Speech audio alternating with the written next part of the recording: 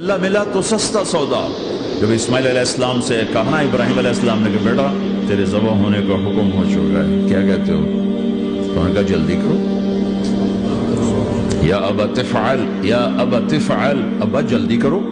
تو ابراہیم سمجھے کہ شاید یہ پتہ نہیں چلا اس کا، بیٹا تمہیں خبر ہے میں کیا کہہ رہا ہوں؟ کہاں خبر ہے، بڑا اچھا سودا ہے، آپ کے بدلے میں اللہ مل جائے گا، اللہ آپ سے زیادہ بہتر ہے، دنیا کے بدلے میں جنت ملے گی، جنت دنیا سے بہتر ہے۔ پھر معصوم بچوں کو خیال، ہاں میری ماں کو ضرور تکلیف ہوگی، تو اپنا کرتا اتارا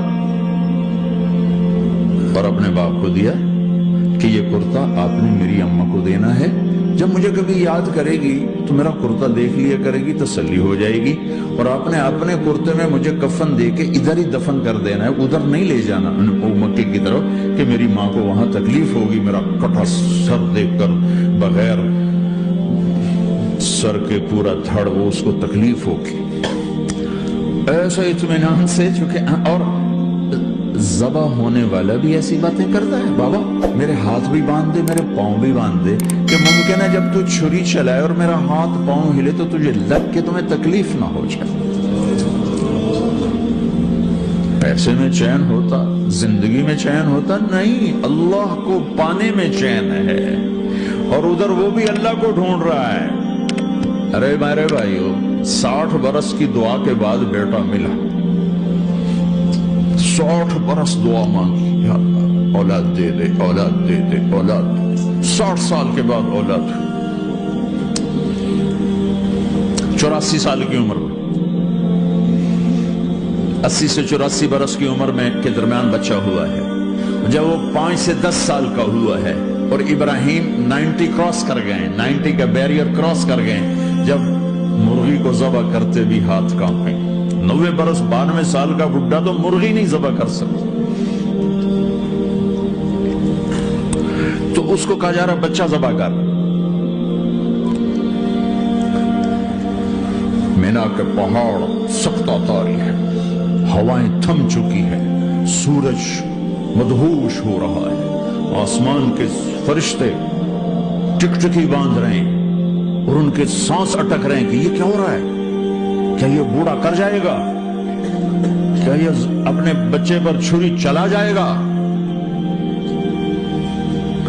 باندھ رہے ہیں ہاتھ اور پاؤں، اور پھر بچے نے کہا تھا مجھے الٹا لٹانا، سیدھا نہ لٹانا، کہیں تیری نظر پڑے میرے چہرے پر اور پھر تو رک جائے، نہیں نہیں نہیں، سیدھا الٹا۔ تلہ للجبین، اسماعیل کی وصیت کو قرآن نے بیان کیا، ماتھا ان کے گھٹنے کو ان کی کمر پہ رکھا اور ایسے سر کے بال پکڑے، ایک ہاتھ میں چھری، ایک ہاتھ میں سر کے بال، اور یوں آسمان کو دیکھا، یوں تھوڑا سا اوپر اٹھایا تاکہ نیچے سے چھری چلائے،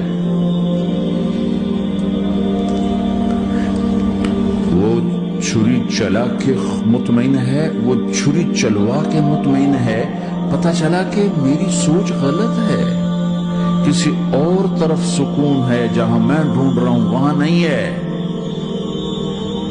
اپنی مرضی پوری کرنے میں نہیں ہے، اللہ کی مرضی پوری کرنے میں ہے۔